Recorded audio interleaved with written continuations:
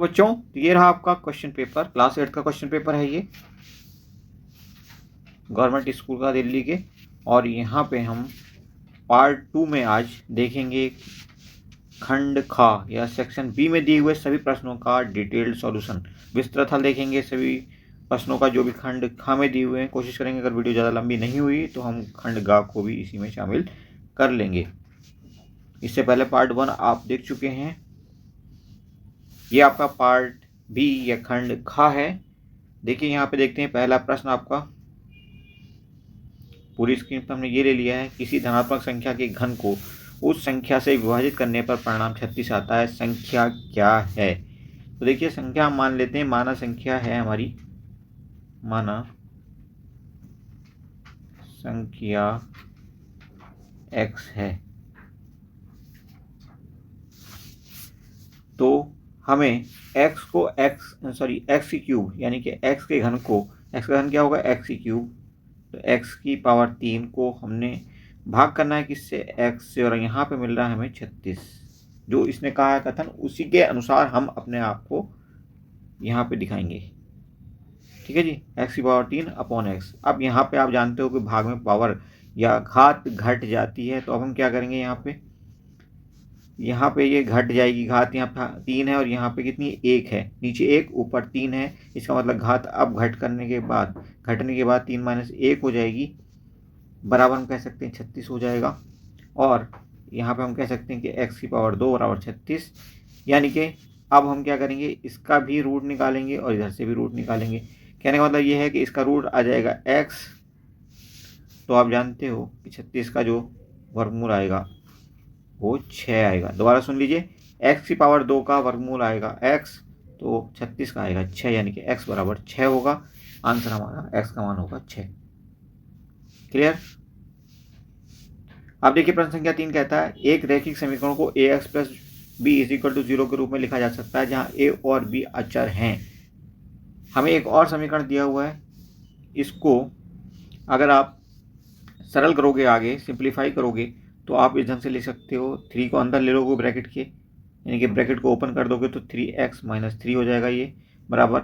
ऐसे ही यहाँ पे 5 और 2 के साथ करेंगे, यानी कि दूसरा ब्रैकेट भी हम ये वाला ओपन करेंगे, तो देखिए क्या हो जाएगा, ये 10x प्लस 5 हो जाएगा ये। अब ये 3x इधर की तरफ आप ले जाओ तो ये मिल जाएगा हमें 7x, और यहाँ पे है माइनस का 3, इधर से आएगा 5, ये 5 जो है इसको भी आप शिफ्ट कर दो, तो ये हो जाएगा माइनस का 5 इधर। ओके, यानी कि माइनस का 8 बराबर 7x। आगे हम इसे पलट के इस प्रकार से रख सकते हैं, और यहाँ से हम निकालेंगे x का मान, तो x बराबर हो जाएगा माइनस का 8/7। ओके, तो ये वैल्यू हमारी x की आ गई है। अब हमें करना क्या है, आगे वैल्यू तो निकाली नहीं है, हमें अब क्या करना है कि ये 7x और 8 को भी इधर शिफ्ट कर दो आप, तो ये प्लस का हो जाएगा, इज इक्वल टू 0, ये हो जाएगा। हमें दी हुई जो इक्वेशन है वो क्या है, हमें दिया है ax प्लस b, ये आदर्श रूप है हमें जो दिया है समीकरण का, इसके साथ इसको कंपेयर करना है, इस रूप में हमने इसको दिखाना है। ओके, जस्ट मोमेंट, यस, हाँ यही कहा गया कि हमें इस रूप में दिखाना और कुछ नहीं करना है। ठीक है, तो ये हमारा नया रूप हो गया समीकरण, 7x plus 8 is equal to 0, यही आंसर होगा हमारा। नेक्स्ट देखिए,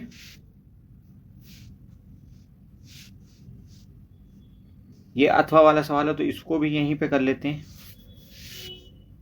देखिए हमें दिया हुआ है 4x, उसके बाद दिया 9/2, उसके बराबर आगे दिया हुआ है इज इक्वल टू 15/2।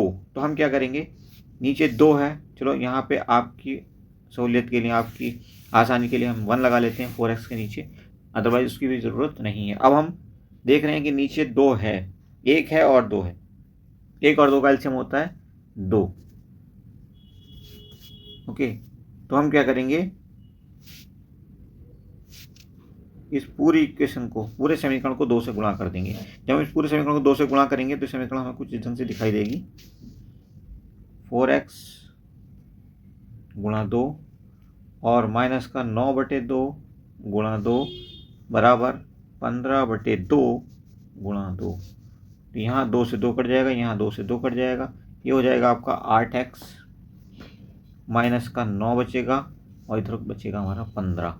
यानी कि हम कह सकते हैं कि 8x बराबर 9 को इधर शिफ्ट कर दो 15 की तरफ, तो 15 और प्लस 9 ये हो जाएगा 24।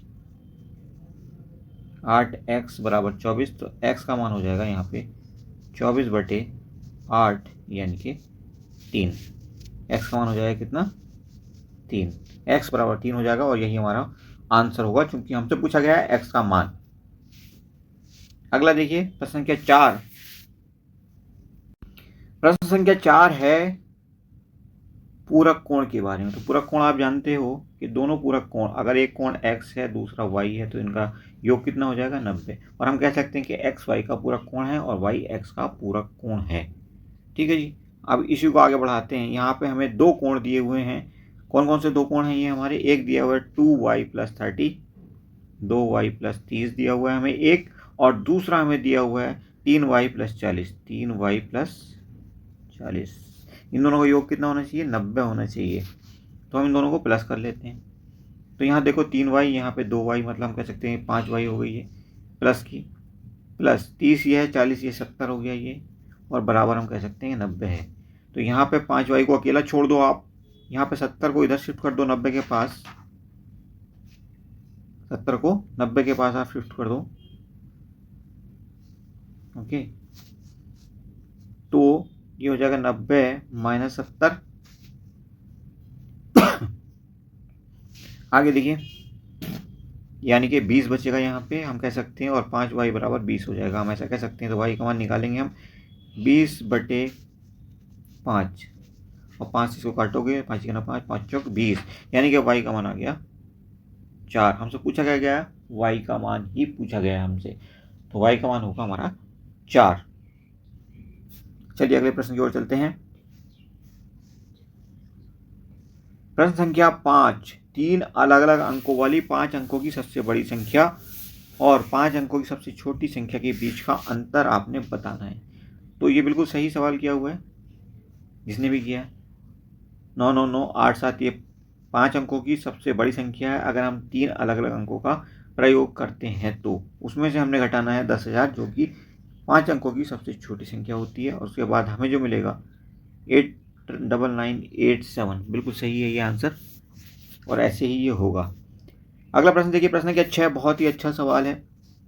आप जानते हो कि हमें एक चीज़ मिलती है और वो होता है एक फार्मूला हमारा, ये सर्व समीकरण कहते हैं इसको, a² - b² बराबर होता है पहले ब्रैकेट में a + b और दूसरे ब्रैकेट में a - b, ऐसे होता है ये। तो ये क्या है आपका?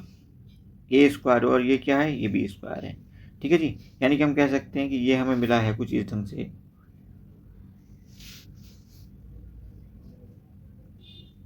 96 का स्क्वायर - 4 का स्क्वायर बटे 92।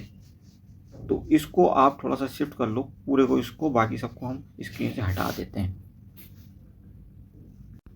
अब आप देखेंगे कि ये जो है आपका a² है और ये आपका है b²। तो हम इसको कैसे खोलते हैं? पहले ब्रैकेट में a + b यानी कि 96 + 4, और दूसरे ब्रैकेट में 96 - 4 ब्रैकेट बंद, और नीचे तो 92 चल ही रहा है। आगे आप इसको सरल करेंगे तो कुछ इस प्रकार से पाएंगे। 96 + 4 का मतलब हो गया, इस ब्रैकेट में कितना आ गया? 100। तो यहाँ लिखेंगे हम 100 गुणा, इस ब्रैकेट से हमें क्या मिलने वाला है? 96 - 4 से 92, और नीचे क्या चल रहा है? 92। तो 92 से आप 92 कट कर दो, अब मिलेगा हमें आंसर सिर्फ और सिर्फ 100। तो बेहद छोटा आसान सवाल था ये। और अब बारी है प्रश्न संख्या 7 की। जांच कीजिए कि क्या 256 एक पूर्ण घन है। देखिए 256 के अगर आप गुणनखंड करोगे, कुछ इस ढंग से रखो आप इसको, 256 गुणनखंड करो आप इसके, तो ये आ जाएगा 128। दूसरी बार कट करोगे तो 64 मिलेगा आपको, तीसरी बार करोगे तो 32 मिलेगा, चौथी बार करोगे तो 16 मिलेगा, पांचवी बार करोगे 8 मिलेगा, और ऐसे 8 को करते चले जाओ। कुल मिलाकर के हमें मिलेगा ये 2 × 2 × 2 × 2 × 2, 2 दूनी 4 दूनी 8 दूनी 16 दूनी 32 × 2 64 गुणा 2 128 और गुणा 2 256। कितने 2 हो गए? 3 3 का जोड़ा बना लो। एक जोड़ा तो बन गया ये, उसके बाद 2 ये और एक ये, मतलब यहाँ तक तीसरा जोड़ा बन गया। लेकिन सॉरी, एक जोड़ा ये बन गया, एक जोड़ा ये बन गया, लेकिन तीसरा जोड़ा अगर यहाँ हम बनाते तो 1 2 की आवश्यकता और है हमें। इसका मतलब ये है कि तीसरा जोड़ा हमें यहाँ 1 2 नहीं मिला तो तीसरा जोड़ा कंप्लीट हो नहीं सकता 3 3 का। इसका मतलब ये पूर्ण घन तो नहीं हो सकता, तो आंसर होगा नहीं, नॉट या नहीं। ओके, अब आप देखिए प्रश्न संख्या 8 सेक्शन गा खंड गा में यहाँ पे हमें ये समीकरण दिया हुआ है। हमें फिर से पता है कि नीचे जो संख्या दी हुई है यहाँ पे 2 दी हुई 7/2, यहाँ 3/2। आगे आप 14/1 चाहो तो लिख सकते हो, ऐसे ही 5/1 लिख सकते हो, अदरवाइज ना भी लिखो तो कोई दिक्कत नहीं है। कुल मिलाकर के आप कह सकते हो अगर नीचे 1 लिखा आपने और 2 पहले से लिखा हुआ है तो 1 और 2 का एलसीएम क्या होगा? 2 होगा। तो हम एलसीएम से पूरे समीकरण को गुणा कर देते हैं। तो हमें यहाँ मिल जाएगा, ये हो जाएगा 10x, 5 गुणा 2 कर देंगे, ये 10x हो जाएगा। यहाँ पे 2 2 से कट जाएगा तो अकेला 7 रह जाएगा। जस्ट मिनट, इसको हम दोबारा लिख कर करते हैं, ऐसे नहीं फिर आपकी समझ नहीं आएगा। दोबारा समझिए आप इसको। हमने लिखा 5x plus 7/2 is equal to 3/2 x minus 14। और अब क्या करेंगे हम? 2 से करेंगे गुणा, तो यहाँ पे भी 2 से गुणा, यहाँ पे भी 2 से गुणा, यहाँ पे भी 2 से गुणा और यहाँ पे भी 2 से करेंगे गुणा। तो यहाँ 2 से 2 कट जाएगा, यहाँ भी 2 से 2 कट जाएगा, लेकिन यहाँ पे मिल जाएगा हमें 10x plus 7 is equal to 3x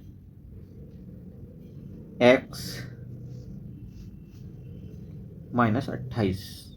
okay, अब आप देखिए ये 3x इधर ले जाओ आप इसको 10 के पास, तो ये माइनस का हो जाएगा।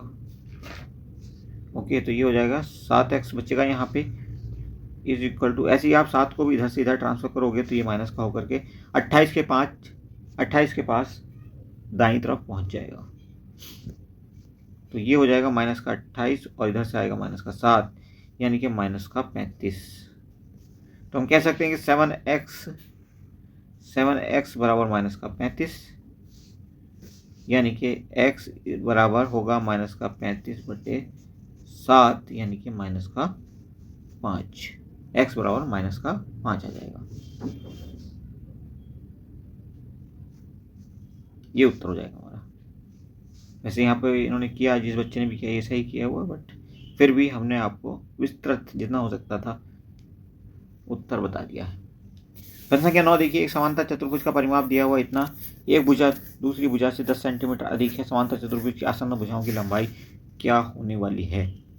प्रश्न संख्या 9 देखिए, एक समांतर चतुर्भुज का जब परिमाप इसने दिया है तो चतुर्भुज किस इस प्रकार से होगा। ये आपका कुछ और अच्छा बनाते हैं।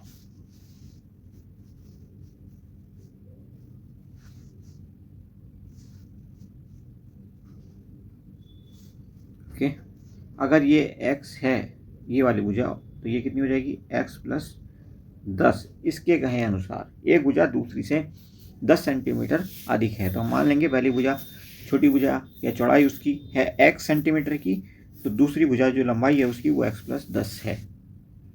ओके, तो ये भी x ही रहेगी क्योंकि आमने सामने की भुजाएं जो हैं वो बराबर होती हैं, और ये रहेगी x प्लस 10।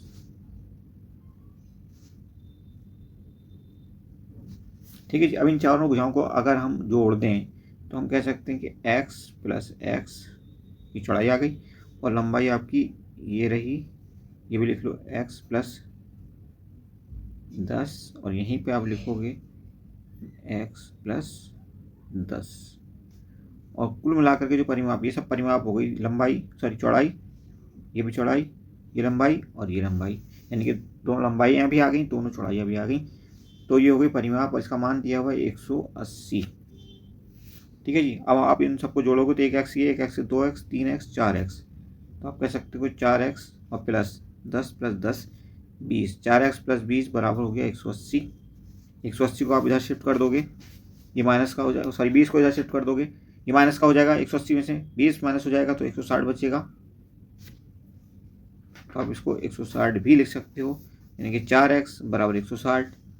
यानी कि आप कह सकते हैं कि x का मान होगा आपका 160/4 यानी कि कितना 40। तो x का मान आ गया आपका 40 यानी कि पहली भुजा होगी 40, दूसरी थी x + 10 तो दूसरी भुजा हो जाएगी 50 क्योंकि वो x + 10 होगी तो 40 + 10 की हो जाएगी। 40 + 10 का मतलब होता है 50।